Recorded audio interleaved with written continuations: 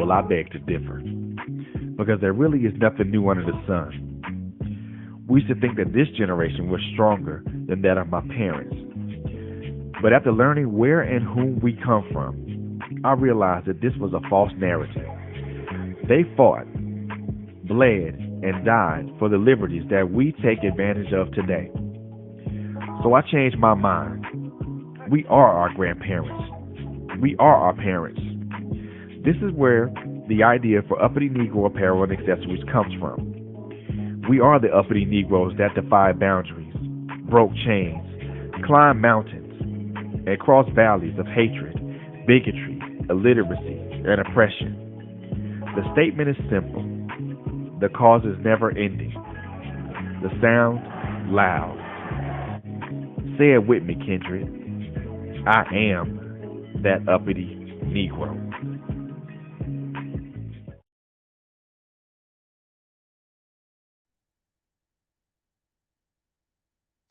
Good evening, everybody. My camera's on. I don't know why you can't see me.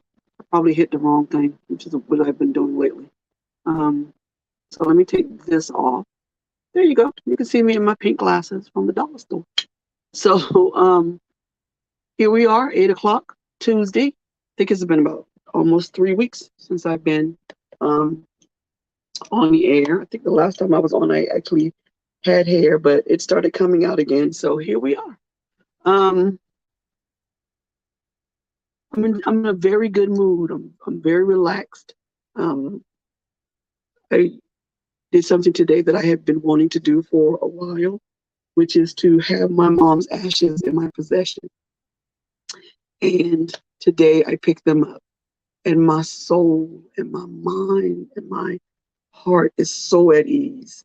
Um, she's in this beautiful urn, and I keep talking to her. Um, and I'm just happy. I'm just happy. I'm elated. I do have a guest that I'm going to bring in at about 8:30. I hope that she's able to join us, Miss Ebony Nelson. Um, she will join in on the conversation, but also she will talk about her small businesses, and the things that she's doing. She's going to give her testimony, which is beyond awesome. It shows the power of who God is. Um, and that's where we're at. So what I'm going to be talking about, and I'm not going to keep repeating myself, and when people come in, because when they come in, they come in, and it's just I don't know. I'm going to start at 8 o'clock because that's what time I'm supposed to start. I'm not going to really wait for people to come in, because you can always watch it again after on my channel. I mean, on my Facebook page or my YouTube channel and all of that good stuff. But I will repeat one thing. Picked up my mom's, the urn that her ashes are in. And I don't know how to explain how happy I am to have her in my possession. Um, so that's that. So what we're going to talk about is grief, and we're going to talk about perpetual grief. Perpetual means never ending. Um, but it's not just about the grief of a loved one who's died, but it's about grief of a season ending in your life, of a relationship, of maybe a child living at home and now they're leaving. It's about grief of losing anything, losing time. When you thought you had time and you didn't. And that's what we're going to talk about. There are so-called 5 stages of grief. And I've been reading on this all day. I agree with and I'm saying this like I'm a doctor or something, right? But I agree with these writings for the most part, but I also want everybody to understand this. These stages are not done in order. If or when you ever have to go through grief, you're not going to go in the order that this is. And another thing about grief is they're not in order, but they're also stages where you get stuck. And this is what I talk about when I talk about people who are in the pulpit and people who are preaching or people who are influencers or motivational speakers and they forget to tell you about the process. They forget to say that, yeah, there are 5 steps or there are 12 steps, but sometimes you get stuck on a step.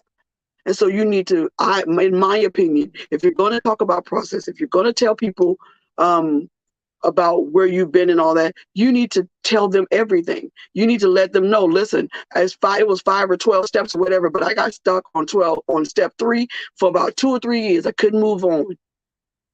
And when you're honest with people in that way, then they know that what the goal, where you are and their goal to get there is achievable. And I think it's disingenuous, and it's harmful to tell people about your process. And Deborah Pickett, hey, how are you? Good evening. Thank you for coming. Please stay because I think it's going to be a really good topic. But anyway, I think that it is disingenuous. I think it is very harmful to talk about going through your process and you do not explain to people that though there's a process and though there were steps that you followed to get there, that you got stuck on something. You got stuck for 2 to 3 years. You got stuck for 10 years, and before you could move on to the next one. And when you don't do that, I think it harms people. I think it makes people give up and quit. I think it makes people think that where you are, they can never reach that. I was one of those people. I was one of those people that watched people in the pulpit, watched people that I look up to, and listen to their stories or whatever, and about their process and all that other stuff. And it's just like I went through the steps and I did it. Hooray. And then I tried to go through this process and the steps, and I couldn't get past 1. I couldn't get past 2. I couldn't get past the steps that they said that they got through, and they went through all the steps. And so it made me feel like I was a failure. It made me feel like I was never going to be able to get where they are. And that's the thing that we don't want to do if we're influencers, if we are motivational speakers, if we are preaching across the pulpit, if we are doing anything that encourages another person, to not forget to tell them that this ain't easy. The goals that I've reached were not reached overnight or through a 12-step program, and I just flew through it. It's not fair. It's not fair to other people. It really isn't. And so we're going to talk tonight about grief. I'm not going to be on here long. I'm going to be off by 9 o'clock because there's some things I need to do. I wanted to say again, my breakfast, my prayer breakfast is on Saturday, the 21st. It starts at 7 o'clock in the morning. It's here in Charleston, South Carolina. It's always beautiful. We always have a good time. If you want more information, please inbox me because there's a certain way we're dressing, and I don't want anybody to be thrown off by that. But come to the prayer breakfast. I will be downloading it, so you'll be able to see what happened and how beautiful and what God did. Because I do believe God is going to do something in that prayer breakfast. I believe Him when He says that that is the right time, and that the plan was made, and it was made with His blessing. So that's that. And so I have so much to do because I thought I had another week. Don't. It's this Saturday. I thought it was next Saturday, but it's not. So we're ready because we're going to be ready because God already ordained everything. And I believe Him above what I see right now. I think I might have about 5 or 6 more seats left. Join us. I'm thinking maybe even if you want to join virtually, you can do that. But I'm not sure how I set that up on a Zoom or whatever, but we'll see because it's very personal. People say and tell testimonies of things that are very, very deep and for them. And so there are no men allowed in the breakfast itself, but there are men allowed to come and pay for breakfast, and they'll just eat in a different section. Because I don't want to traumatize or anything with women. Yes, also my book is finished. You can actually pre-order it on Amazon. It's called Ma, M-A, and that's the name they gave me when I was a child. I will say this as a warning. The very first chapter can be very triggering. It is graphic, it is detailed, and is exactly how God wanted me to do it. it triggered me for like 2 weeks. I was done. I couldn't focus right or whatever, but I had to get it out. And you have to see where people really come from. And so if you've ever been in a situation where you've been touched or something has been done to you and against your will, the first chapter is very triggering. The thing that I can say about it is, if you can't watch Precious because it was triggering for me, then this book will trigger the same way. But I would love for you to buy the book. I would love for you to get it. The book itself is $10.99. The Kindle is $7.99. Please support it. Again, we're still doing Uppity Negro apparel. This is one of my favorite combinations, but you can do it any way you want to. My webpage is uppitynegro.store, store, and you can go on there and purchase hats and entire jogging suits and hoodies and not earrings yet, but I meant to say lashes and lash pins and all that other stuff. So let's move on. So we're talking about the 5 stages of grief with my dollar store. I love these glasses. These are so nice. There are 5. They say there are scientists that have done studies, and they say that there are 5 stages of grief. Okay, and we're going to try to go through all of them, but just like any process, we might get stuck on one. I welcome your questions. I got me a little notepad to take notes so I won't forget, and I'll be able to answer them. So I welcome your questions. I welcome your debate. I welcome your comments. I welcome all of that. I can see them, and I would love to have a back and forth talk with you. Like I said, I have a guest coming on at 8:30, and so let me get into it so that when I get ready to bring her on, I can just go ahead and bring her on, okay? Because I want her to have her full time. Beautiful young lady, testimony that is beyond awesome. It is just an awesome testimony. So grief is defined as deep sorrow, especially when caused by someone's death. There's also an informal definition of grief, and this is the one I want you to remember, because this is the one I really, really want to talk about, okay? Because I don't want you to get stuck on the idea of death. So the informal definition of grief is to be troubled or to be annoyed. Remember that. Write that one down. To be troubled or to be annoyed. That is also grief. Okay? That's the one I really want to focus in on. That's the points I want to make tonight. Okay? To be troubled or to be annoyed. That's grief. Okay? Also, yes, deep sorrow that can be caused by someone's death. Okay? So that's where we are. So the name of this podcast today is Perpetual Grief, non-ending grief. Some people are in grief all the time, not for the same thing, just a cycle of grief. They're grieving for something all the time. They're upset about something. They're being annoyed by something. They're being troubled by something all the time. Not just and then oh my God, then you add the death of someone on top of that grief, and you all over the place. So perpetual grief is about being troubled or annoyed all the time about everything. And I'm not going to say every little thing, because what's little to me is not little to you. What's big to me is not big to you. So I'm not going to thank you, Carmel. Thank you, baby. What's big to me is different from what's big to you. And what's little to you is is different from what's little to me. You understand? So I'm not going to say every little thing, because I'm not going to do that. I'm not going to discount how you feel about whatever you're going through. But what I am going to do is I'm going to help you hopefully understand that perpetual grief is not good, but it's easy to fall into. It's easy to fall into a place where you grieve everything. You don't call it grief.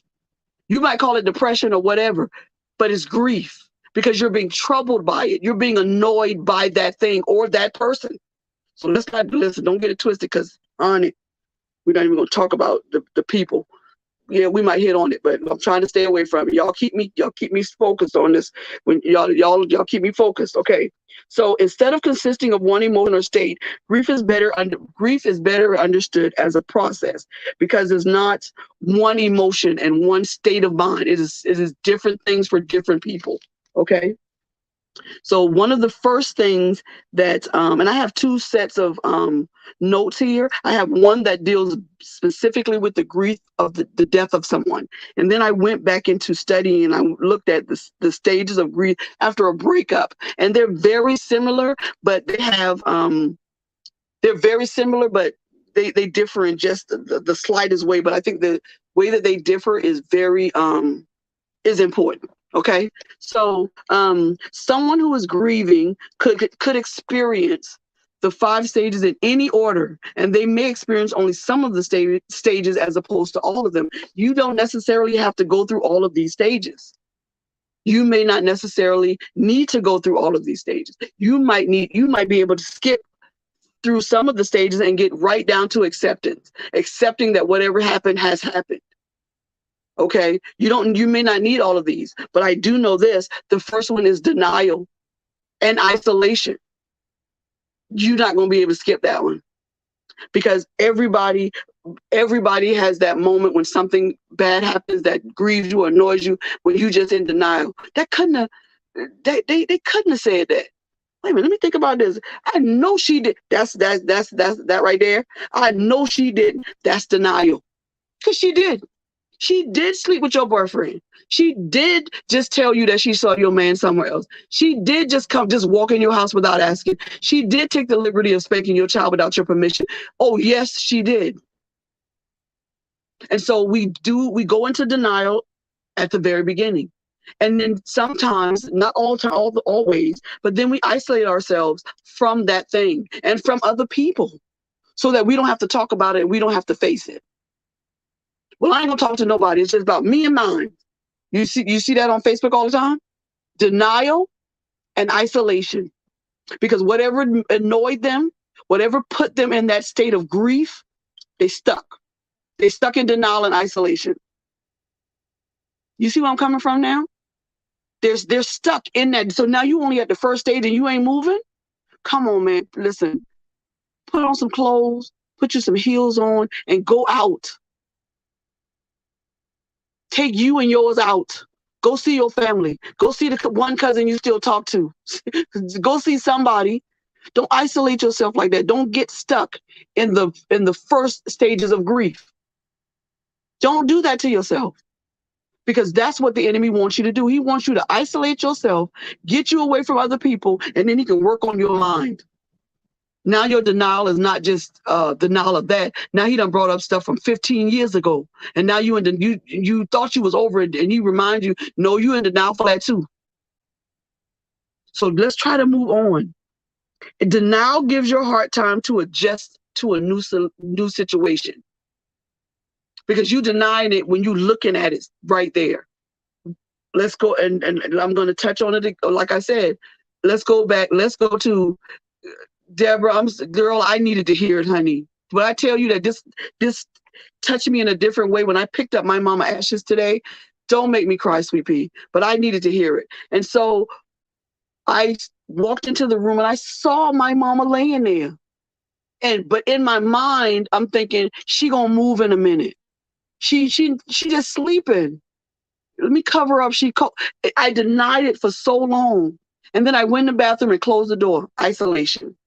I don't want to talk to nobody. I didn't want nobody asking me if I was all right. I didn't want to be tapped on my back. I didn't want to do that because my mama not dead on that bed. Do you understand?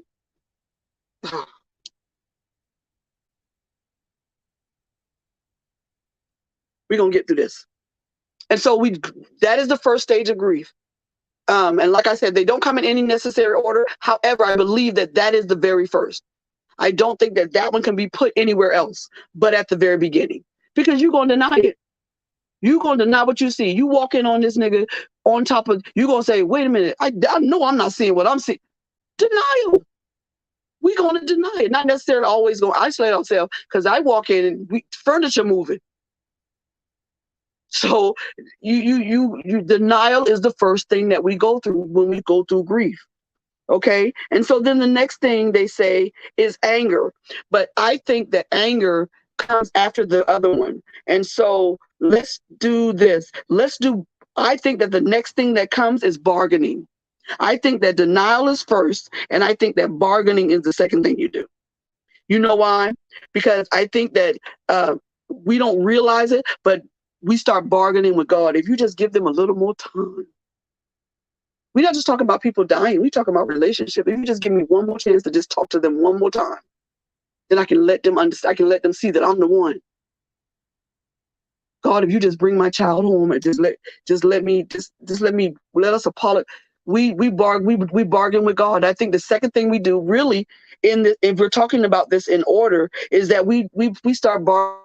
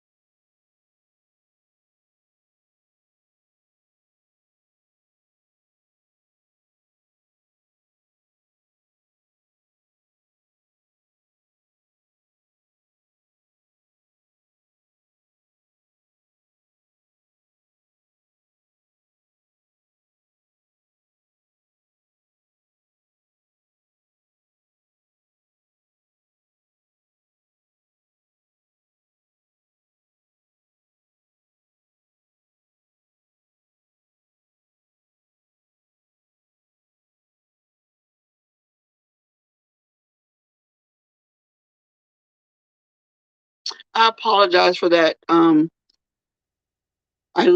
just lost the broadcast for a minute. I hope you guys are still here. I don't know what happened. It just went off and I went out and came back in. I apologize for that. So, um, I just, the enemy is just busy and I don't like him neither.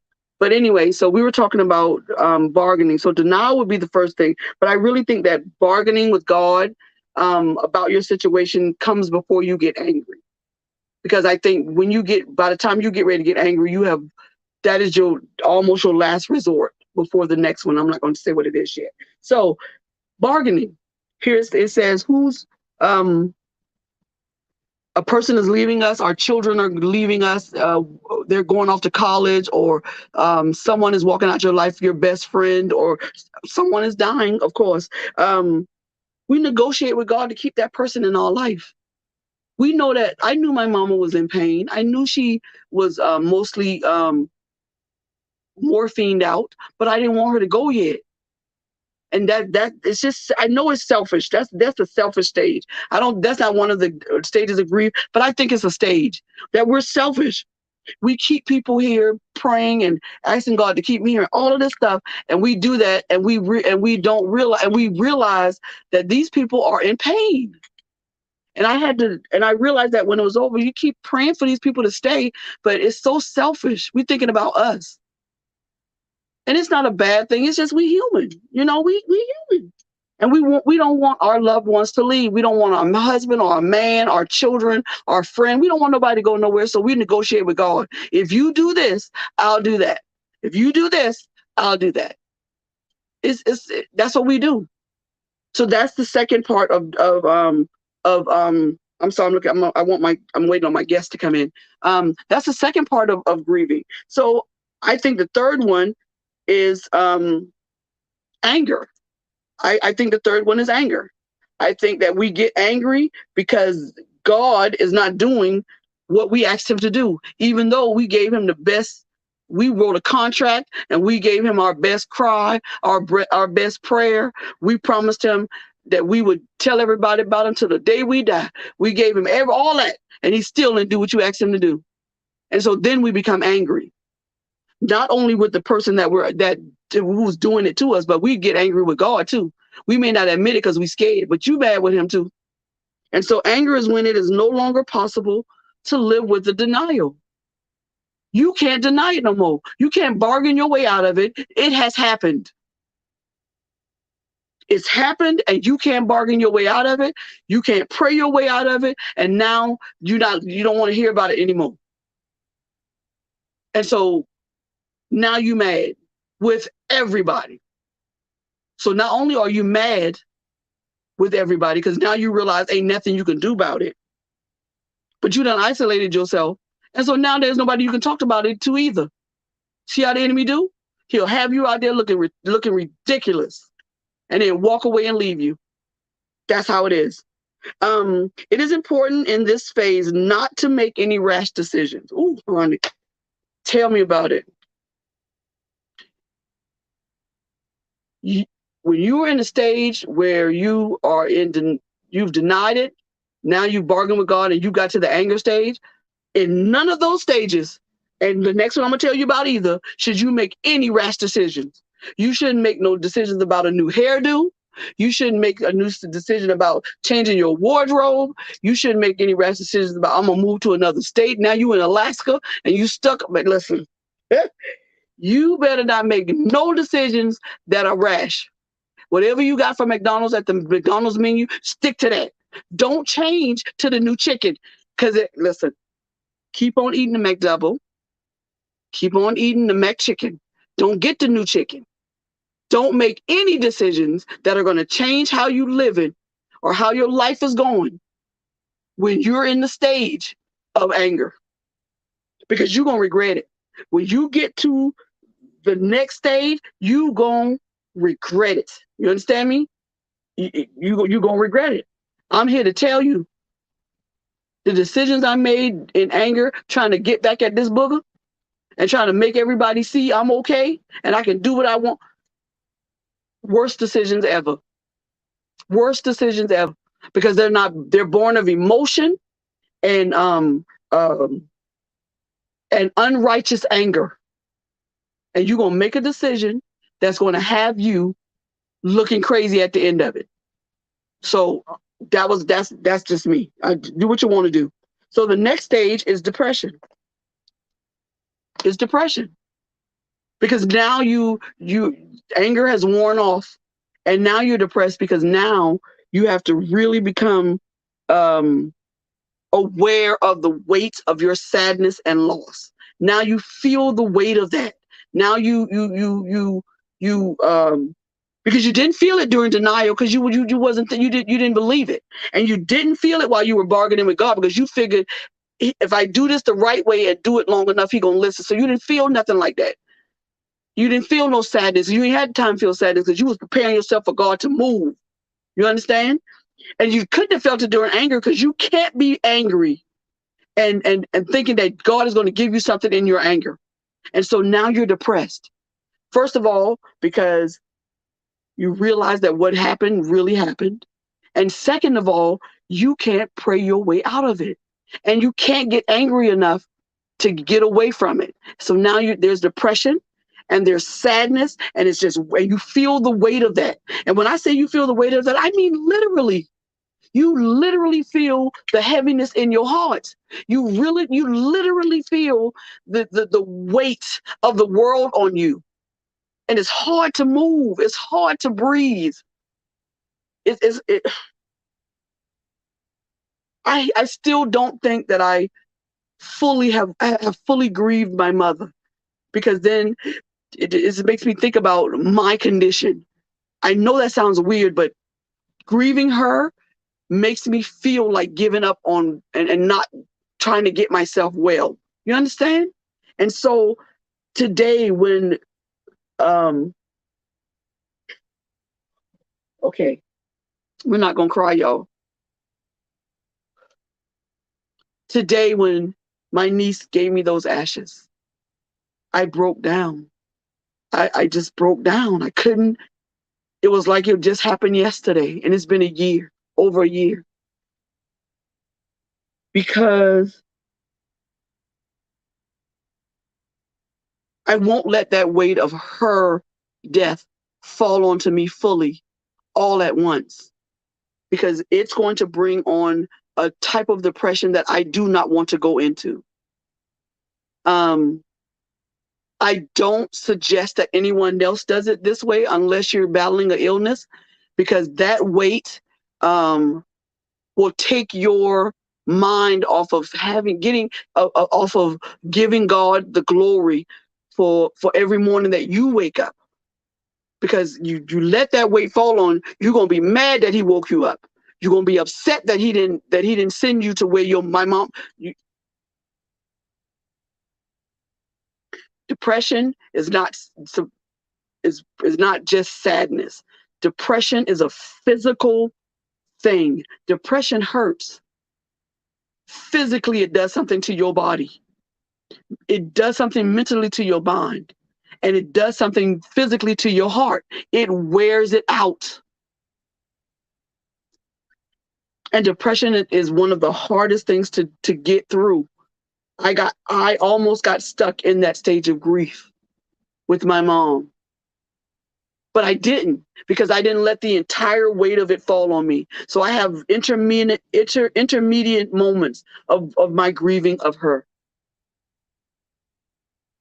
And maybe that's what we need to do. We need to break down our grief, the depression part of grief, into little sections. Why do we have to have it full on? Why do I have to be over it because you got over your mama death in a month? Why I got to be over it because you got over your breakup in 2 days and you was with another nigga and got married? That's not. All of these stages are going to go in the order that they're going to go in, but they're also going to be determined by you and how determined you are to get to the very last thing, which is acceptance. But what you're not going to do is you're not going to tell me I should be over anything by now. Because I still have my moments about the molestation I had as a child. I still have moments about being raped. I still have moments about being homeless. I still have moments about being hungry. And I'm talking about real hungry. I'm not talking about hungry because you want something to eat and you're going to the kitchen fix a sandwich. I'm talking about hunger when your stomach is hurting you and it's killing you. And so I'm going to bring my guest in. I think she just popped up. I'm going to bring her in, and I think she's ready. Let me see if I can remember how to do this.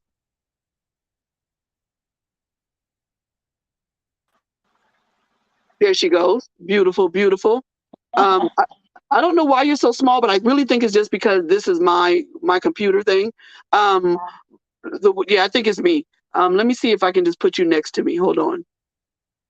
I don't like it. There you go. Yeah, I don't want you to be far away from me, baby. This is Ebony Nelson. I'm gonna let her.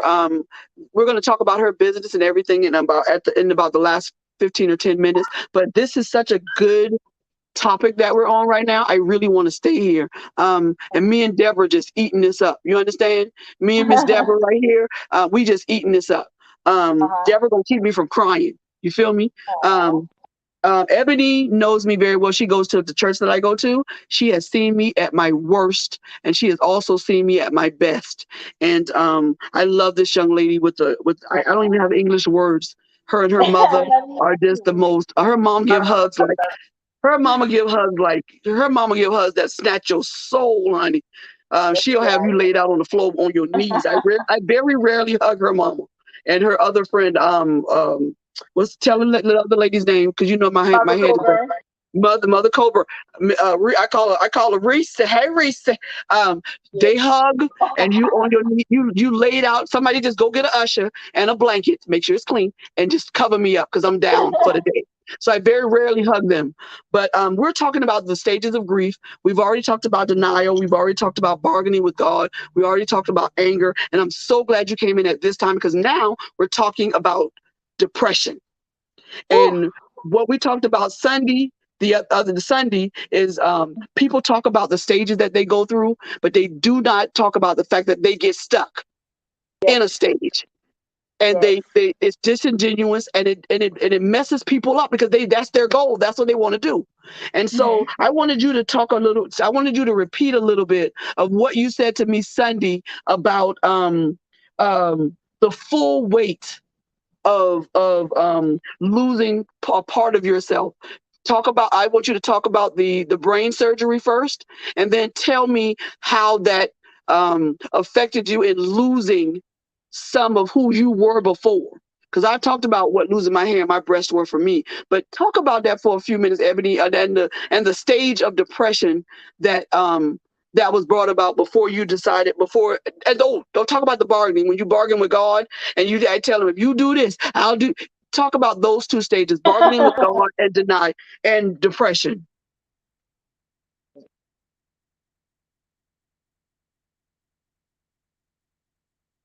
We lost you a little bit, Ebony.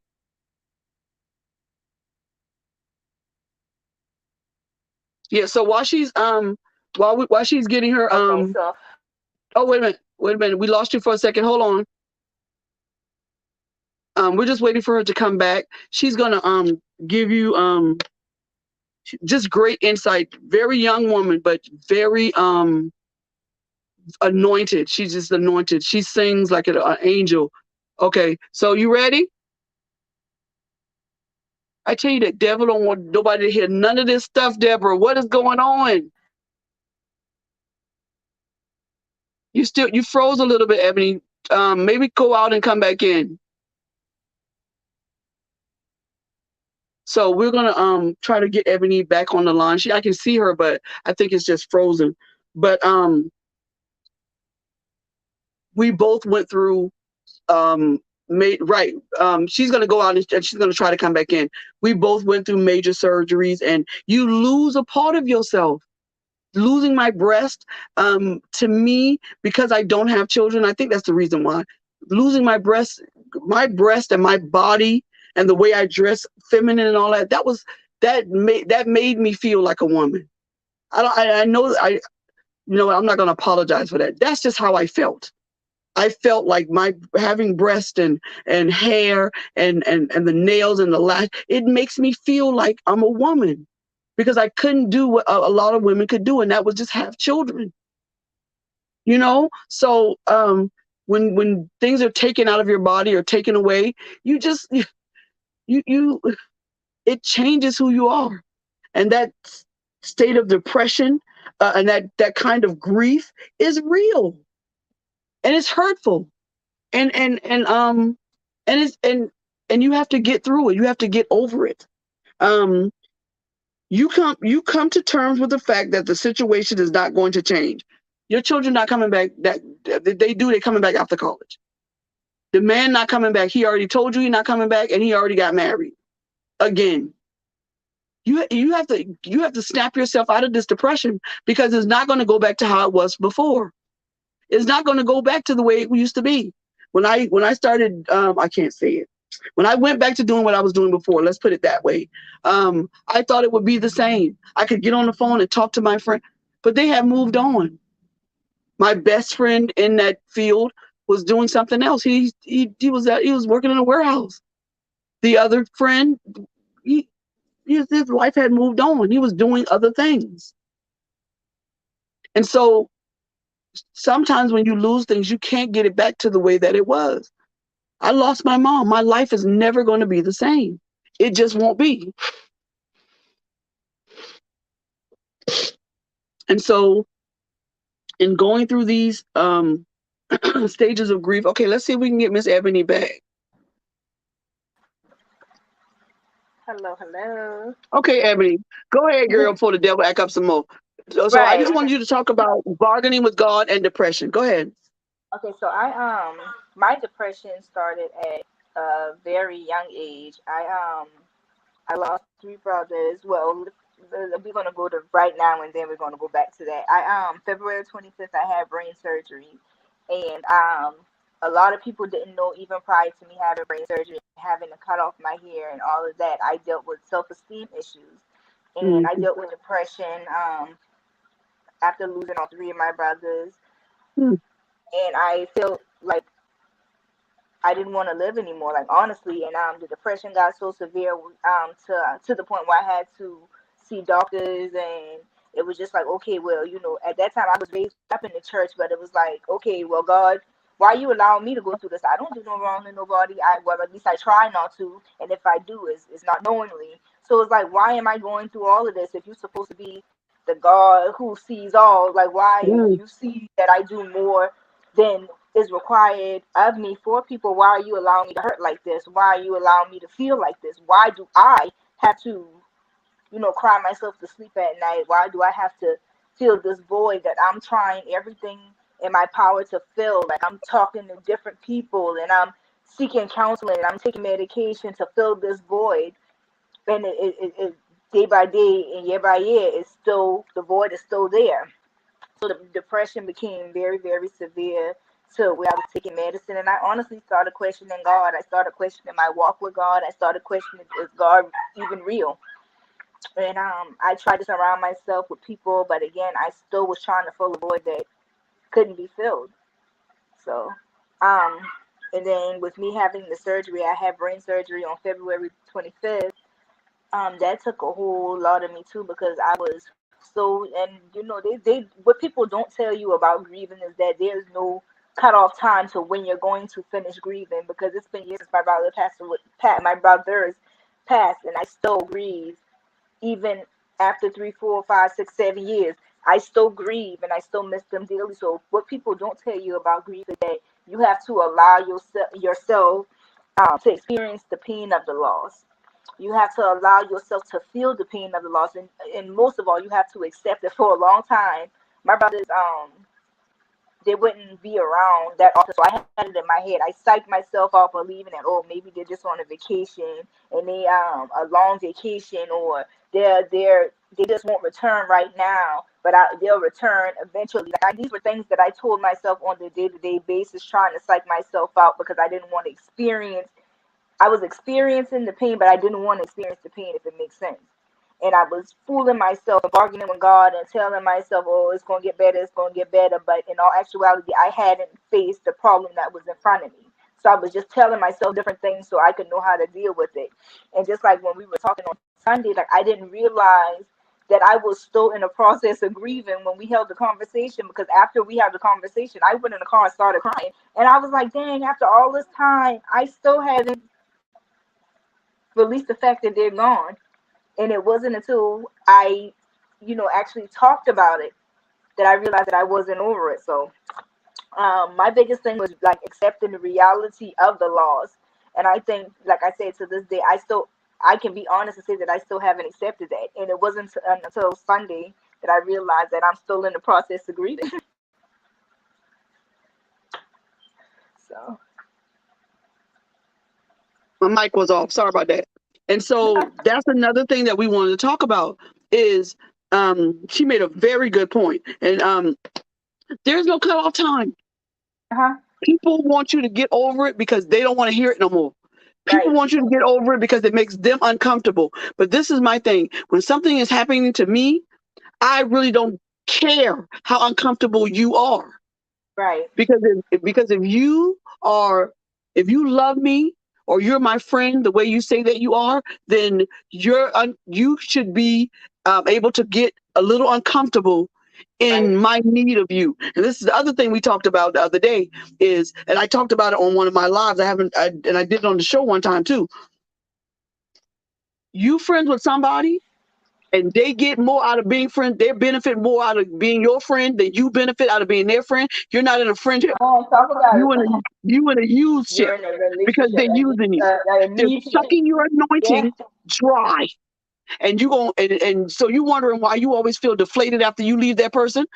Oh, and you thinking, oh, I talked to Right. them and I got it off my chest. You didn't get it off your chest because while you was trying to tell your story, they got you beat. It's like this competition. Right. Like if you tell me what's wrong, listen. When I people still to this day, when they find out that I have cancer, tell me their cancer story. Listen, sis, let me put my glass. Listen, I don't want to hear nothing about your uncle dying. I don't want to hear And nothing that's about the your thing. sister Like, cheering. I don't I don't want want like what? exactly. How does that benefit me? How does that benefit me? Let this moment be about me. Let this moment be about me. Let me release what I'm dealing with, Right? and so I can be able to deal with it. It's crazy. It's crazy. You're freezing a little bit, Ebony. See what's going on. But let me tell you, Your friendship should be, friendships are beneficial to both parties, just like a marriage is beneficial to both parties. If one person is getting more out of oh, Coco coming in. Give me a second. Let me get Coco in. There she go. Hey. Hey, baby. Thank you so much for coming. Um, You're welcome. First of all, I would like for everyone to please offer your condolences. Coco lost her father just on the other day, and look at this lady on this live with me, and she's coming to the prayer breakfast. This is what I'm talking about. Let me tell you, she's a prophetess. She mean. Don't start me, Coco. Don't start me. Don't, Coco. This is my show. Don't start me, Coco. I ain't saying nothing. Coco is. I love her.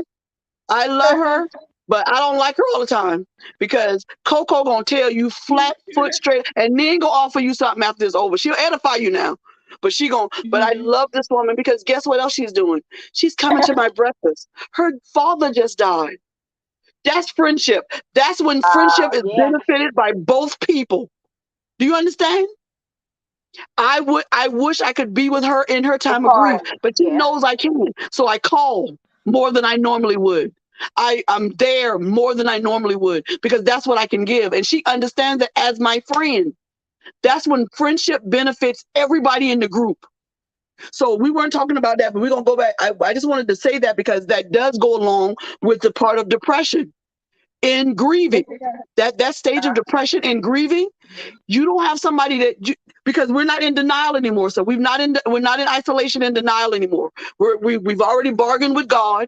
We done already got mad. So now we in depression. We in depression because now the full weight of what has happened has hit you. And so Coco, I know you just came in, but it's perfect.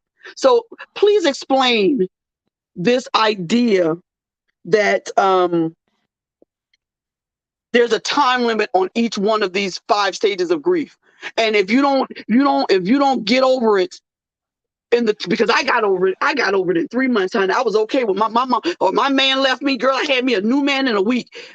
Sis, you first of all, you never got out of the denial stage. You just decided that you weren't going to be in isolation. You in denial, sis.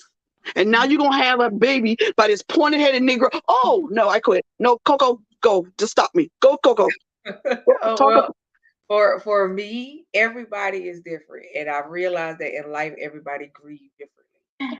You know, I was, you know, like Bobby just said, I literally just lost my dad on Sunday. So, and not only did I lose him, but I was there to witness it. Like there's a difference in just knowing that you have a parent that passes away and then actually being there when it takes place. It's a big difference. You know, my mom also passed away like years ago, but I was not around her when it took place. I found out, I got the phone call about her, but it was different this time because I got the phone call to come before it happened with my dad, you know. So to be there to witness it, it was a different experience. And everybody took it differently. Me and all my siblings reacted in a different way. Where I cried for maybe 5-10 minutes, they're all still crying. You know what I mean? But that 5 or 10 minutes was enough for me because I was at peace about it. And the difference is when you're at peace about something because you know that somebody's in a better place than you are. That was what did it for me, and I knew that he didn't have to suffer anymore. Right. And everybody's take on my reaction is different because they're like, wow, you're taking it so well. And that's because I'm at peace about it. When I tell people that my level of peace right now is funny and it's scary at the same time, it is. Because I've never, ever in my whole entire life been at so much peace. At this point in my life now. You know, and then just before my dad, you know, me and Bobby and all of the Trailblazers team, we lost our friend T. Like right before, not like a couple weeks ago. We just had his memorial a couple weeks ago. And then in the midst of that, after T, I had 3 other people in between before my dad. So it's like a hit after hit, where you looking at all of these people that you have lost, that have passed away, and you're just like, for me, if I wasn't where I was in my faith, that would be a different thing. But because of where I am in my faith, you sit back and you look like it could have easily been me. Mm-hmm. And Mm-hmm. when it's not, it makes you think, like every day you have to get up with a purpose. Every day you have to do everything on purpose. You got to make it count, make every day count, because you never know what's going to happen in the next moment. The Bible tells you not to think what's going to happen for tomorrow anyway. But at the end of the day, it also tells you that no man knows the day or the hour. Yeah. So because you don't know the day or the hour, you ask yourself in the 24-hour period, how did you live your life today? My biggest thing is when I ask people what's going to be the takeaway of when I leave here, what will you remember about me? What are people, what do you feel like people will say about you when it is your time and your time has came and gone? And that's the biggest thing about it is, my life speaks for itself. Yeah. That's the Yeah. biggest thing. I live out what I talk about. Right. So that's letting your, I say that on my job all the time. I don't have to talk about degrees. I don't have to talk about my anointing. I don't have to sing just so people can hear me sing. But you No, give me a microphone, I'll sing angels into a room. You can talk about the words that come out of my mouth and say, "Oh, she cussed and all that." Peter did, and he got a church built on his back. So if he gave that to Peter, what he gonna give to me? that's You it. feel me? That's that's the way I think. You can criticize and all that stuff that you want to about some of the words that come out my mouth. Give me a microphone. But for me, that's not even about. It's not about the word. It's what you say. At the end of the day, even though you might cuss about it, if you spoke the truth, I don't care about the cussing part. Exactly. And It's a so I different. think It's for me. For me, I think the difference takeaway is when you have people that do all of that, but every I can't believe nothing you say. right, exactly. You And know what I'm so saying? my message is my message. What Right. I'm trying to get across to you, and what happens is I get so caught up in Come on. trying to make you. What is this for rain in here? I'm scared of flying stuff. Get away. Um, Okay. I get so caught up in trying to just drill. I want you to get it. I want you to understand that I just, my emotion and me just take over. Right. But and I did good this one. I didn't cuss it out. I thought it, Right. but I That's didn't do good. it. But That's but good. But listen, we got. I got 3 minutes, and then I'm gonna give it back to Ebony because I promised her that I would let her talk about her business. Honey, she's a masseuse. She's a do-it-yourself with crafts and all that stuff. She okay. got she beautiful children. Her little girl is. Somebody said she was right but a teenager yet, but I swear I swear on everything that is Harry Potter and the Sorcerer's Stone, that child is 53. Now she's a midget.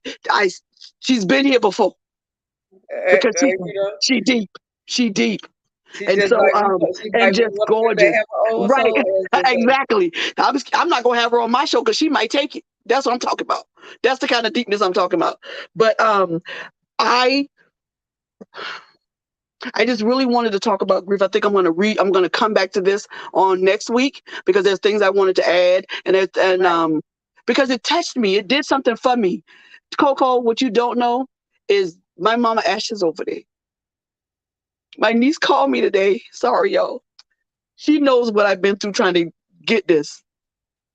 I had to bargain a little bit. She can have them, and she'll get them back on my mom's birthday. But we're gonna have a dinner. And she's coming to church Sunday. And I hadn't seen, and I have not really basically spoken to them in almost a year. And she's gonna come back. I think her camera keeps going on and off. But Yeah, I she was told freezing myself a I little wasn't while gonna ago. cry. But it's a beautiful urn, and it this was not how I expected to end my day, having my mama in my presence. And I know people say, well, that's it. No, it isn't. To have her earthly Right. uh Right. earthly shell in my presence, Trust me, I know. along with, you feel I me? don't know Along with how. her I don't know spirit that's how. always been here. Yeah, You because feel me? I don't know how I'm gonna feel. His wife is gonna make my dad's wife is gonna make sure that I get some of his ashes as Yeah, well. And I don't know how I'm gonna feel when they yeah. arrive. When You her know what I boy mean? Yeah, when her boyfriend brought it downstairs, I was in the middle of a sentence and I saw it and I lost my mind. I just, it was like it just happened last week.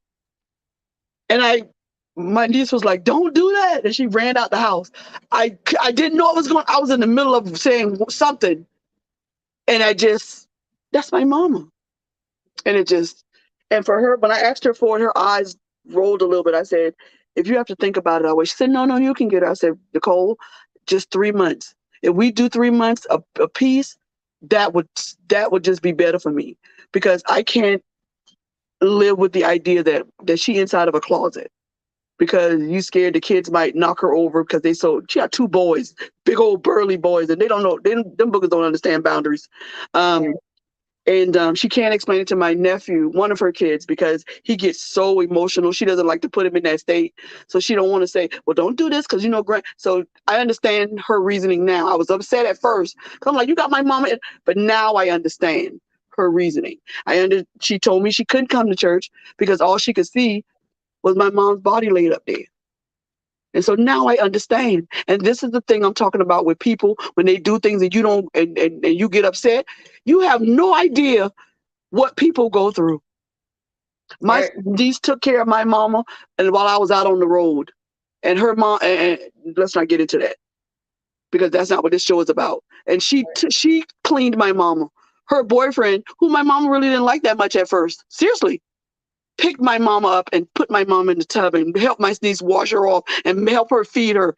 All of these things. And my mom thought he was a no count somebody. Wow. But it's the ones you don't. She would have thought the same thing about Anton. But he not even knowing who she was and doing the things that he had been doing at that time. Coco know what I'm talking about. But he'll be on here to tell his own testimony because I won't do it. Right. He walked my mama down that aisle and he walked her back to the car when they took her away. And I didn't have to beg, borrow, or steal for him to do it. Right. He did it because in here he's a good person, and that's why I'm still with him. Once y'all hear his testimony, that's why I'm still with him. But you have no idea what people go through during this grieving process. You have no idea. You don't know what people. This is the other thing. I'm sorry because we're gonna have to touch on this point. You have no idea what the intentions of others are. No. On you while No. you grieving. No. People will ask for the most asinine things that they know you would not know. But in your grief, there's a red box my mom had. It's got birth certificates and social security. It's just got things in it. Things my mama liked to write. Some of her projects, how she did this, how she planned that. And I was at my mama's house. It was after the funeral, and the lady that she used to work for asked me for that box. And guess what I did? I gave it to her. And have I gotten that box back yet? And the one reason I didn't even realize this till I saw her the other day, somebody was calling my name and I was walking by and I looked over and it was her. And she got up and she grabbed hold of me and she wouldn't let go. She just wouldn't let go. And I'm gonna make this short. So she told me to come get the box. And you know what came out of my mouth? Something I didn't even realize. I can't come to your house because I'm not coming to pick my mom up. I didn't even realize that's the reason why I never went to, because I didn't go get the box. I know exactly where she live at. So why am I complaining because she still got the box? I can't go to her house because I can't go there and I'm not picking my mom up. I can't do it. Yeah. So you have to meet me. And I did not realize that was the reason Why you until then. So let me give Ebony a chance. Ebony, come on, baby. Nice to meet you, Ebony. Sorry, get up. Yeah, I'm Ebony sorry, will be my back. I'm phone gonna try to get Ebony back next week. Because I don't like the way her phone acts, and she's gonna find a better place to put that phone. So Ebony, talk about the massage. Talk about what you do. Give some people some numbers and some names. We will support you. Give it to us, baby. Okay, well, again, I'm sorry, y'all. My phone is acting No, we're crazy. fine. Go ahead, baby. I am the owner of Tranquil Touches. It is a massage therapy company. I am licensed. I am a licensed massage therapist. I specialize in all kind of massages. My specialty also is facials. I provide facials, skincare, skin analysis, you name it, I can do it. I've been doing it for about 3 years now, and I went to business in 2019 on my own. But if you need a massage, if you need a facial, I'm your girl. I'll come and set up in the vicinity of your home. I'll have your house looking like a spa, and I will get you right. I do the BBL massages. I do the sports massages, lymphatic massages. I do it all. So if you my number is, as you can see, my card is right there.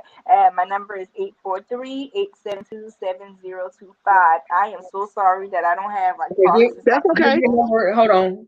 I'm trying to get it off. I'm trying to Yeah. pin it in the chat. Okay, stop apologizing, Ebony, because it's all right. people. Listen, Ebony is going to be at the prayer breakfast. So if you we're gonna get, I'm gonna tell her she need to bring her stuff, because you got people coming in, and if somebody want one, we can pop one up. Okay. Yep, I got you. I got you. Coco, you might need Also, my something. daughter's You a might need a little touch. Well, I know I do. I keep I it. know I can't even lie because I literally been searching for Oh, my acupuncture dude that I used to go to because it helps. Yeah. So y'all know what time it is. Y'all know that at 9 o'clock the love boat is sailing. Y'all know that light skinned man of mine is about to ring this phone. Listen, It's 901 right now. y'all know what it is. Y'all know what it is. But I love y'all, and uh-huh. I am going to try my best to get Ebony to Yes. come back and grace us with her presence. She is. When I tell you that's a lovely soul, her mom did a excellent job with her. Well, And what she said, next time, I didn't realize that she'd lost 3 brothers. I got to get her to come back. I got right? to get her to come. Yeah, we're going to finish up grief. I'm going to study it a little bit more and get deeper into it. Please tell your friends. Please tell everybody to come and watch, because I think it's I going to will be, be it was here. very good today, but I Love think both. it's going to be really good on next week. So Love you too. I love y'all. So Coco, you have any last words you want to say, baby? No, I was just gonna tell everybody that I pinned her stuff in the chat for y'all to see it. So it says Tranquil Touches with her name and her phone number is pinned in the chat. So you And guys, don't I don't want to hear nothing about I live out of town. Cars go where we tell them to go. You understand me? Airplanes land where we tell them to land. Don't give me yeah, that shit, I live out of town. Yes, She can bring yes, her stuff. We'll rent a yes. car and And we she have coming. time I'll invite. babysit the children. So say I don't want to hear again. nothing about I live out of town and I can't get to her. We'll come. She said she will come into the luxury of your own home. We don't care Right. where your house at. We coming. And then next time too, Miss Ebony, if you have a laptop, try the computer instead of your phone. Yeah, yeah. Because it might work Exactly. better. All right. Got it. I love all of y'all. We're gonna come back next Tuesday. We'll Right. be right here. Okay. I'm going to, if you keep a look on my page, I'm going to not live stream it, but I'm gonna have Yes, video of just us at the water. I cannot videotape of inside the course. breakfast because we have women that I are definitely will. yeah, we have women in they're talking about things that are just deep. Again, my book is finished. If you look on my Uppity Negro page or my Bobby Takes Over page, you can see my cover. Let me tell you something. My mama worked hard to get that ponytail with that ribbon. You understand me? I don't want to hear. Listen, I don't know how she got that little bit of hair, but don't play with Trisha. Okay. Trisha worked that hair into that ponytail, and that ribbon was tied with faith. Do you understand me? So I don't want to hear nobody talk about my picture on there because I was beautiful. My mama worked that Easter dress that I also wore at my picture day. You know So, what? and probably every first Sunday. So play with my mama. So the book is ready. Go buy some merch. But God. Um, get a massage. Schedule a massage with Ebony. You got to give her at least a week or two You know what? advance if you're out of town, so that I can help her We get all herself have a picture together, like that. so that we can come on out there. I'll babysit the children in the car, or we'll go get something to eat. Come back when she finished. Don't play with my friend. We So all don't. have a picture like that. So don't even invite nobody. Don't invite us to your house if your house is infested with anything, because we're not coming. I said it and I meant what I said. I meant what I said. And don't invite us to your house, and you can't control them pointy-headed children or that ugly dog. I'm not playing with you with this. Don't do these people like this. I love it.